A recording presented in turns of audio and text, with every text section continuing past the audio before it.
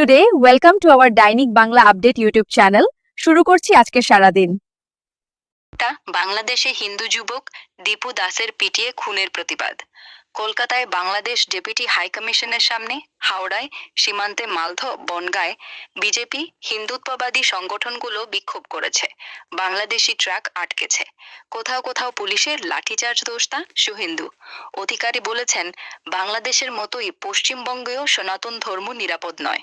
বড়দিনের আগে শীত জাঁকিয়ে পড়েছে। কলকাতায় রাতের তাপমাত্রা 23 ডিগ্রিতে নেমেছে, আরও কমবে। পার্ক স্ট্রিটে নিরাপত্তা জোরদার। ভোটার লিস্ট নিয়ে চলছে শুনানি। মাইক্রো অবজারভারদের প্রশিক্ষণ হচ্ছে। যাদবপুর বিশ্ববিদ্যালয়ে সমাবর্তন। রাজ্যপাল যাচ্ছেন। পুলিশের শীতের ছুটি বাতিল করা হয়েছে পরিস্থিতির জন্য। আর সাধারণ খবরে, সুন্দরবনে বাঘের হামলা, দুর্ঘটনা, কিছু রাজনৈতিক টানাপোড়েন চলছে। মোটামুটি এইসবই আজকের হাইলাইটস।